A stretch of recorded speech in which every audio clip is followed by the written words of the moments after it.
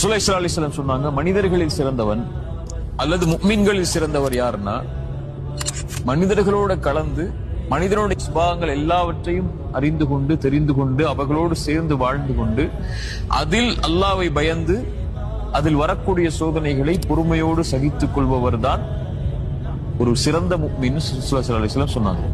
எனக்கு எதுவுமே அவதூறு வரக்கூடாது, இந்த மக்கள் யாருமே தப்பா பேசக்கூடாது, மக்கள் என்கிட்ட எல்லாருமே நல்லதா மட்டும் தான் நடக்கணும், நல்ல விஷயங்கள் மட்டும் தான் என் காதுல விழணும், நான் யாரோடையுமே கலக்க மாட்டேன், அதனால எதுவுமே எனக்கு தேவையில்லைன்னு சொல்லி ஓரத்துல ஒதுங்கி உட்கார்றதை விட மனிதன் இயல்பான மனிதனுடைய சுபாவங்கள் கோடி கொடூரமான சுபாவங்கள் இருக்கும்.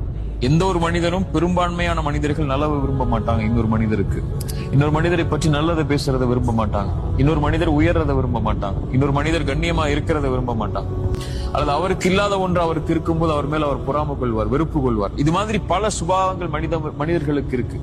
இந்த மனிதர்களோடு வாழ்ந்து கொண்டு அவர்களிடமிருந்து வரக்கூடிய சோதனையை அல்லாஹ்விற்காக யார் பொறுத்து கொண்டிருப்பாரோ அவர்தான் சிறந்த முஃமின்னு ரசூலுல்லாஹி ஸல்லல்லாஹு அலைஹி வஸல்லம் நமக்கு எடுத்து சொன்னாங்க.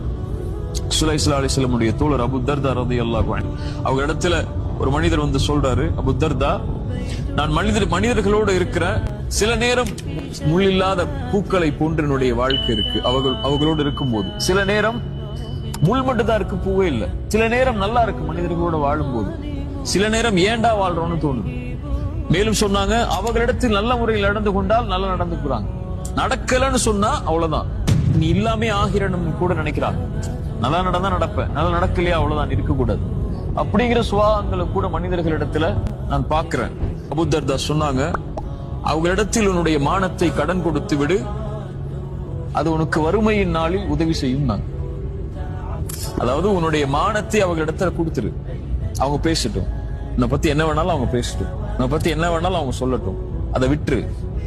ஆனால் வறுமைன்னு ஒரு நாள் வரும், அந்த நாள்ல உனக்கு அது உதவி செய்யும். ரசூலுல்லாஹி ஸல்லல்லாஹு அலைஹி வஸல்லம் ஹதீஸ் அடிப்படையில் அவங்க சொன்னாங்க. இதே அபூ தர்தா தான் இன்னொன்னு சொன்னாங்க, மானம் என்பது அல்லாஹ்வுக்கு சம்பந்தப்பட்டது. ஒருவனை கண்ணியப்படுத்துறது யார்? நம்முடைய நம்பிக்கைப்படி அல்லாஹ். ஒருவனை இழிவுபடுத்துறது யார்? அல்லாஹ். அல்லாஹ்விடத்தில் ஒப்படைச்சது. உன்னை குறித்து ஒரு மனிதன் தவறாக பேசும்போதோ, உன்னை குறித்து ஒரு மனிதன் தீயதாக பேசும்போதோ, அல்லது உன்னோட ஒரு மனிதன் சண்டை போடும் போதோ அல்லாஹ்விடத்தில் அதை ஒப்படைச்சிரு. ஒருவேளை அதில் உண்மை இருந்தால் அவர் பேசுவதில் அல்லாஹ்விடத்தில் நீ தௌபா செய்து கொள். தௌபா செய்து கொண்டு நீ பாவ மன்னிப்பு கேட்டதற்கு பிறகும் உன்னை பற்றி மனிதர்கள் தவறாக பேசினால் அது அல்லாஹ்விடம் இருந்து வரக்கூடிய சோதனை, அதில் பொறுமையாக இருந்தான்.